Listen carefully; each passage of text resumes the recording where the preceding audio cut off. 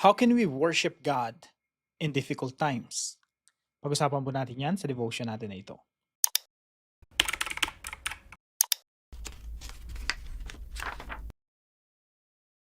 Magandang araw po sa bawat isa sa inyo. Welcome back to our 365 Daily Devotions Bible Characters Edition. Bago tayo magsimula, gusto po munang batiin si Garcia Apalis ng happy birthday. So ngayon po, ipagpapatuloy po natin yung ating pag-aaral patungkol po kay Propeta Habakkuk. So si Habakkuk po ay na-assign sa Judah, and during this time, mga ilang panahon na lang, ilang mga taon na lang, no, sasalakay na sila ng Babylon. At si Habakkuk, alam niya na mangyayari yun. Pero yung mga leaders ng Judah, in denial sila, tapos ayaw nilang maniwala sa mga propeta. Pero si Habakkuk, malinaw sa kanya yon, napaparusahan ng Diyos yung kanyang bayan sa pamamagitan ng mga Babylonians. So ito po yung ating timeline. Ito po si Habakkuk. Dito po siya nagpropesiya sa mga panahon na ito. At nalalapit na po yung pagbagsak ng Judah. At ito nga po ay nangyari noong 586 BC. Again, sabi po ng Diyos kay Habakkuk sa Habakkuk 1:6, I'm raising up the Babylonians, that ruthless and impetuous people, who sweep across the whole earth to seize dwellings not their own. They are a feared and dreaded people. They are a law to themselves and promote their own honor. Itong malulupit at mararahas na mga tao na ito ang siyang sasakop sa Judah. So isipin niyo po, ito po yung Israel, ito po yung Judah, ito yung Jerusalem. Alam ni Prophet Habakkuk na sasakupin ito ng mga Babylonians, papaligiran ito. Ang tawag po rito ay siege.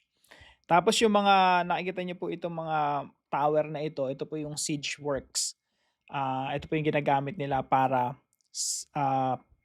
pasukin itong yung mga walls ng Jerusalem. So nagsimula po ito noong 588 BC at natapos po ito noong 586 BC. Talagang na-penetrate nila.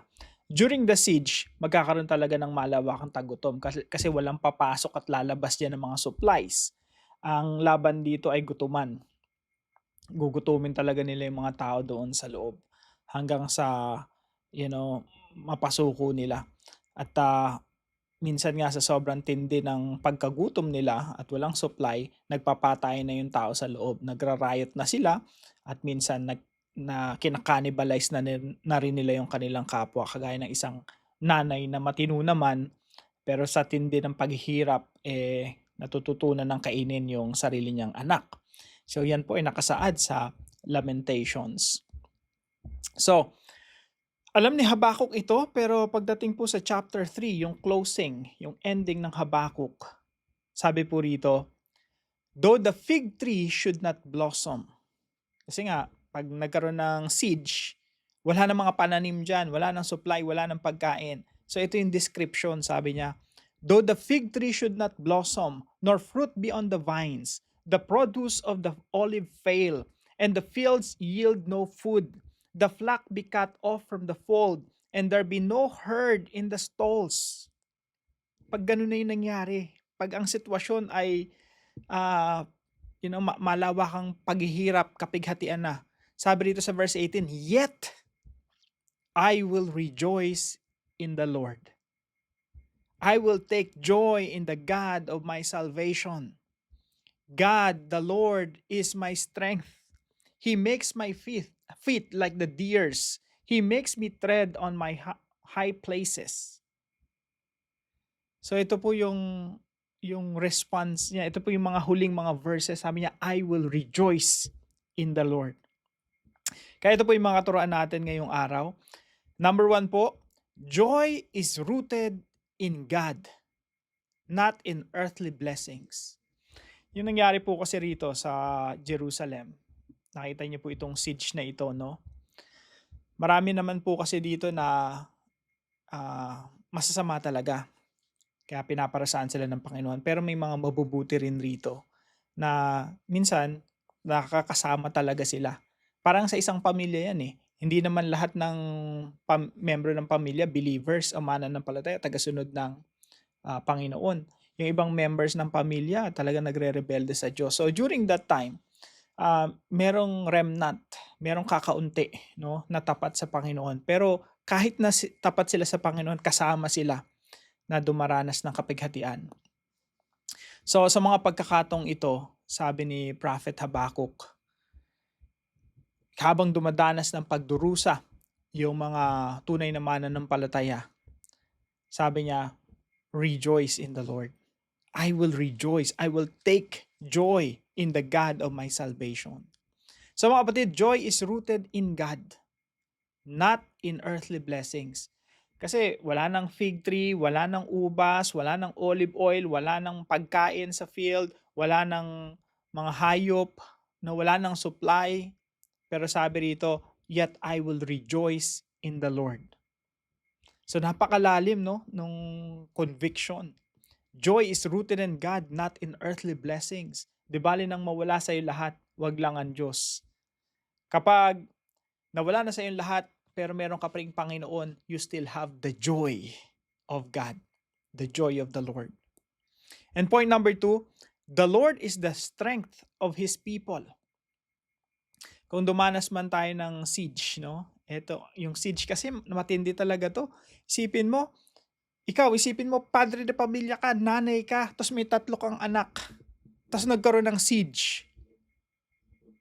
'Di ba? Kung ilalagay mo yung sarili mo sa ganung klase ng pamilya, nagkaroon ng gera. Saan mo kukuhanin yung ipapakain mo? Mga 2-3 days lang, wala ka ng supply. Paano mo bubuhayin ng yung mga anak? Pero sabi rito, sa verse natin na ito,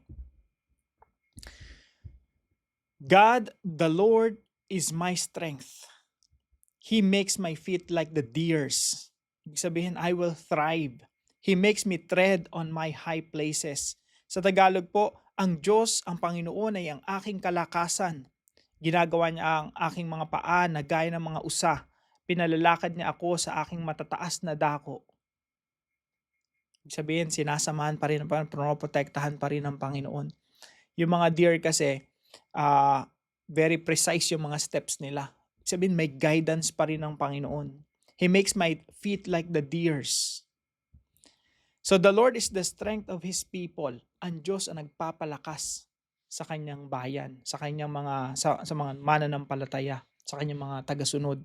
Ganoon rin po sa atin mga kapatid, ano man ang pinagdadaanan natin, napapaligiran man tayo ng mga Babylonians sa kasalukuyan, ang huhugutan natin ng kalakasan at kaligayahan ay walang iba kundi ang Diyos.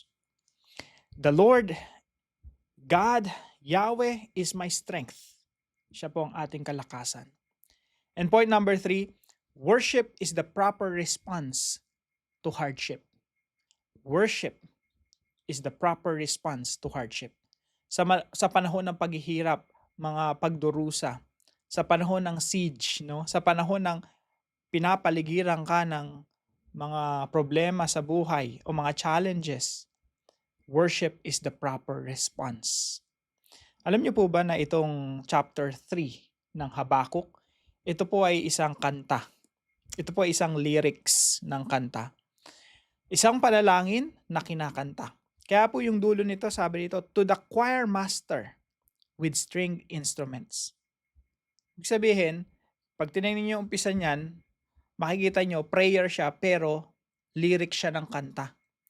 Marahil ibinigay ito after isinulat ni Habakkuk yung lyrics, no, ibinigay niya sa mga sa mga priest at yung mga mananampalataya tagasunod ng Panginoon, kinakanta nila tong Habakkuk chapter 3.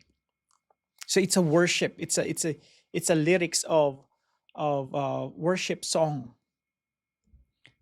At sa gitna ng mga pagsubok, I can only imagine during the siege, may mga tapat na tao sa Panginoon na kinakanta yung Habakkuk chapter 3. Kinakanta nila yung, though the fig tree should not blossom, nor fruit be on the vines, the produce of the olive fail, and the fields yield no food, the flock be cut off from the fold, and there be no herd in the stalls, yet I will rejoice in the Lord. Napakagandang awitin sa panahon ng pagsubok. So worship is the proper response to hardship. Paano po natin ito i-apply sa ating mga buhay? Number 1, rejoice in the Lord always. Alam niyo po sa New Testament, maririnig niyo ito kay Apostol Pablo. Yung phrase na rejoice in the Lord always. Nakakatuwa po nung sinasabi na Apostol Pablo yun, siya mismo dumaranas ng pagdurusa. Siya mismo kinulong dahil sa kanyang pangangaral ng ebanghelyo. Tapos siya pa yung nag-i-encourage sa mga mananampalataya na rejoice in the Lord. Not just sometimes, not just when there are blessings. Pero sabi niya, rejoice in the Lord always. Lalo na sa panahon ng pagdurusa at paghihirap, doon pinakamasarap sumamba. Doon pinakamasarap pumunta sa kwarto mo, umiiyak ka sa Panginoon, at the same time, you adore Him, you worship Him, you honor Him. Kung ikaw ay dumaranas sa problema, you were betrayed, meron kang, nasa sitwasyon ka ng buhay mo na hindi mo alam kung kanino ka lalapit, takbo ka sa Panginoon, sumamba ka sa Panginoon. During hardship, worship. Number 2 po, find your strength in God's character. So rejoice in the Lord, magdiwang ka, celebrate, no? Pag-celebrate mo na meron kang Panginoon na tinatawag, you worship Him, you adore Him, and find strength in God's character. Yung strength natin, hindi yan nanggagaling sa kung anong meron tayo, kung anong resources meron tayo. Yung strength natin, yung kalakasan natin, nanggagaling sa character ng Diyos. Pag alam natin na yung Diyos ay tapat, pag alam natin na yung Diyos ay pag-ibig, pag alam natin na yung Diyos ang siyang may control ng lahat ng bagay, doon tayo lalakas, doon tayo titibay sa ating pananampalataya. At kahit anong problema, kaya nating harapin. Kahit anong pagsubok, kaya nating lampasan. Because God's character is our strength. Pangatlo po, worship God even while you wait.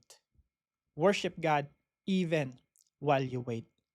Yung mga mananampalataya po, dahil po sa maraming mga propeta, no, kagaya ni Habakkuk, ni Jeremiah, hindi naman po lahat nire-reject yung message ng mga prophets.